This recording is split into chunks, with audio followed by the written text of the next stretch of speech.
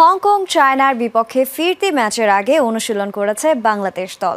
যদিও মাঠ নিয়ে অভিযোগ সোহেল রানার, তবে এই ম্যাচে গোল দিয়ে মাঠে জবাবটা দিতে চান হামজা চৌধুরী।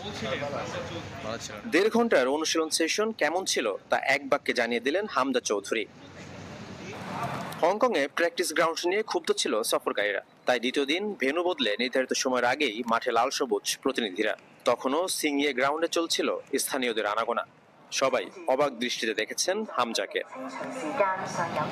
আগের দিনের চেয়ে কিছুটা ভালো, তবুও প্র্যাকটিস ভেন্যুতে পরিদর্শনে এসে অবাক হয়েছেন Malaysian match commissioner Mohammad Saifuddin.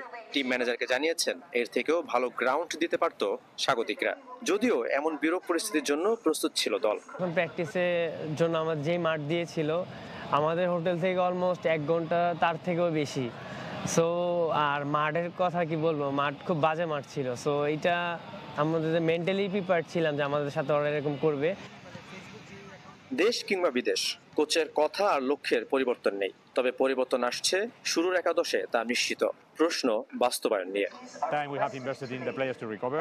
গেল ম্যাচে আমাদের সবকিছুই পরিকল্পনা মতো ছিল, তবে কিছু ভুলের জন্য পারিনি। আবারও জয়ের জন্যই নামবো। সীমিত ভ্রমণ ক্লান্তির জন্য শুরুর একাদশ ছিল না। এই ম্যাচ নিয়ে ভিন্ন পরিকল্পনা।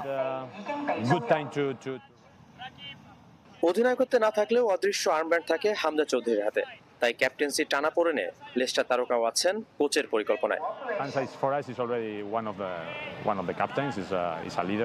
আমি সব সময় বলি, হামজাও আমাদের একজন অধিনায়ক। সে মাঠে এবং মাঠের বাইরে দলকে নেতৃত্ব দেয়।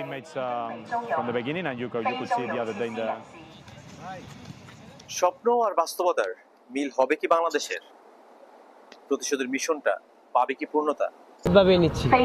হংকংয়ে অন্যান্য দেশ এলে পান আরো ভালো মাঠ, প্রমাণ পাওয়া গেল স্থানীয়দের কথায়। হংকংয়ে প্রচুর গ্রাউন্ড আছে যেখানে হয়তো বা বাংলাদেশকে চাইলেও এখানে সুযোগ করে দেওয়া উচিত। এই মাঠগুলোতে আমি ইন্টারন্যাশনাল কোনো টুর্নামেন্ট হইতে দেখি নাই। সো আমার কাছে মনে হয় যে এর থেকে বেটার ফিল্ড হইতে পারতো। অথচ বাংলাদেশ ভাড়া দিয়েও পেল এমন মাঠ। হেড কোচ হাভিয়ের কাবরেরা তবুও প্রতিবন্ধকতা আর হংকং এর মনস্তাত্ত্বিক চাপ এড়িয়ে ভালো প্রস্তুতির প্রচেষ্টায় দ্বিতীয় দিনের অনুশীলন শেষে হামজা জানালেন 1 গোল দিয়ে আবারও জবাবটা দিচ্ছেন মাঠে।